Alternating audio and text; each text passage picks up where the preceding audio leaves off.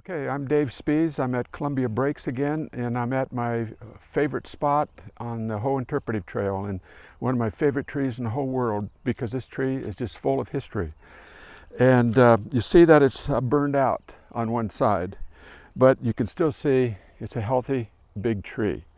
Now, why is that? That's because, remember at the last stop I talked about the cambium layer? The growth ring right under the bark. If part of that is destroyed on just one part of the tree, one side of the tree still can survive, because the water nutrients can still get up and down the tree, and the cambium can still grow on the rest of the tree. So it survives. So a tree like this is, even though it looks like it's not healthy, there's nothing wrong with it. It's just been burned out on one side. But there's a reason why it's important. The tree burns like this. Now that looks like it would kill the tree, doesn't it? But it doesn't. Remember when I told you that when there's no more fuel below it, there's no more heat on the bark, it quits burning? Well, that's what happens here each time. The fire comes around, usually probably from that side. The ends of the flame lick around the tree and put more heat on this side. And if there's a wound there, the tree catches fire and it burns hot. But once that fuel on the ground is gone, the bark quits burning. And next time a fire comes along, it does the same thing. And the problem is for the tree is that when it does burn, you can see this stuff here we call pitch? When you poke into the cambium layer of a tree, pitch comes out, the resin comes out, and that's very flammable. So when a fire comes along, it burns very hot, like on this photo I showed you. It burns very hot. And then it quits. And then what happens is this cambium layer grows around the edge of that burn and forms what we call a scar.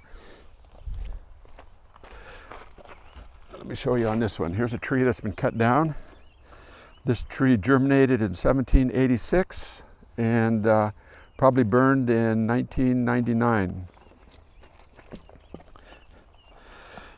But see, every time it burns, you can see right there, there's little scars that it makes. Those are called fire scars.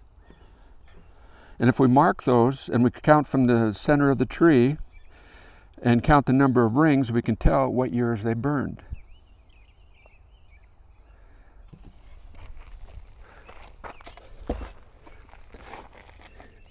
Here's a more, symmetrical one, that more like would have come out of this tree like this. And once again, this tree germinated in 1649 and finally burned in 1999. Now, why is this important to us? It's important because it tells us how often the fires burn through this forest, low intensity fires. And what we find when they've done this with hundreds and hundreds of trees, that the fires on an average burned every 7 to 20 years. Okay, but when we look at the last two fire scars, this tree died in 1999. The last fire before that was 1939. So there's about 60 years. And what we find is that the interval between the second to the last fire and the fire that finally kills the tree there's usually an average between 70 and 100 years. Now, if the fires burn every 7 to 20 years, and then they don't burn for, another maybe 100 years, why is that so? Why did the fires quit burning? So this tree lived for about 350 years. It went through all these fires that are shown on the fire scar. And then in 1999, it finally died. What killed it?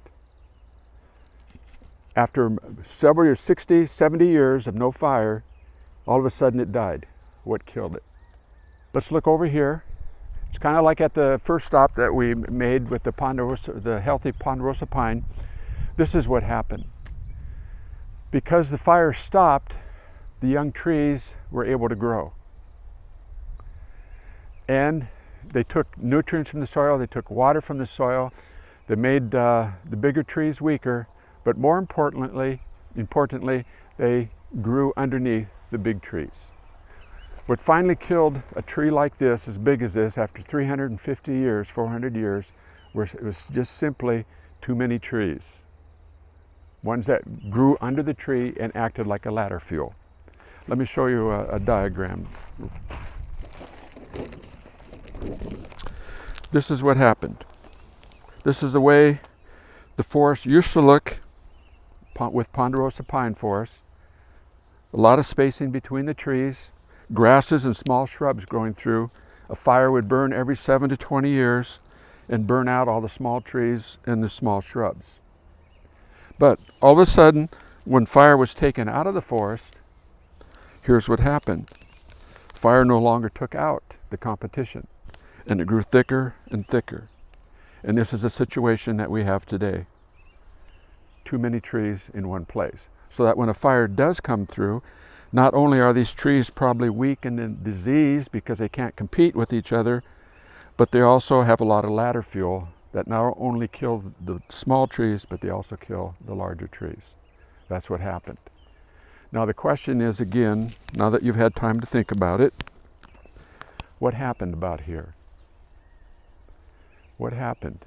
Why did the fire stop? Well, it's mainly because of the westward movement after the Civil War. Settlers, European settlers, started moving into the West.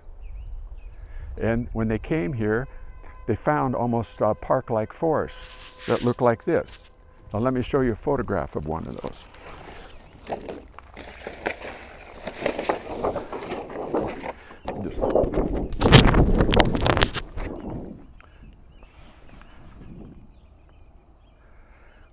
See, it's almost like a park. There's not much brush, not much grass. And you see on the lower picture there, a low intensity fire. That's the way they used to burn. There wasn't a whole lot of fuel to burn. But not only did it clear out a lot of that unnecessary trees or the competition, it also returned nutrients back into the soil. On this side of the Cascades, it's very dry. And it takes a long time for anything to decompose and for the nutrients to go back from the plants into the soil. Well, fire speeds up that process. And that was this is what the settlers found. Now, what they soon discovered was that fire came through the forest every, 7 to 20 years. And it was a nuisance. They were afraid of it, and rightfully so. Because not only did it burn down their houses and their towns, it also burned down the trees that they were using to make a living. Most of them worked in the forest. The railroads used the timber. They used the timber for houses, of course, and the mines used it. And so fire was a big threat. And so what's the natural reaction to that? Well, let's stop all the fires. And that's exactly what happened. Another way of saying it is we took the fire out of the forest. Especially about 1910, there was a big fire. It's called the Big Burn, and there's a book written about it. And in northern Idaho and western Montana, a couple of small towns got burned. A lot of people died in the fire, and it shocked the whole nation. And what the government said after that was that we're going to try to put out all fires within 24 hours of the time they start. And for the last 100 years, we've done an excellent job of doing that. And that, again, when we go back to this chart, that's what happened about here. We started suppressing or putting out all the fires as soon as we can. But an unintended consequences was this. Now it's okay if some of the forest looks like this, because you need a kind of a mosaic of forest. You need some that are open, where the grasses and the shrubs and berries can grow. A lot of wildlife use that for foraging, but they also need shelter too. And so thick forests are okay, but not most of the forests look like this. Now, because we took fire out of the forest, this is the way too many of the forests look today. It's thick, too much competition. When they do burn, they burn like this. They burn so hot, they end up looking like this. And it takes a long time for a forest to recover. Understand that forests aren't gone forever. They do come back, but they take a lot longer sometimes. They come back in a different way than sometimes we want them to, but nothing is ever gone forever. It just changes the number and kinds of plants that grow there.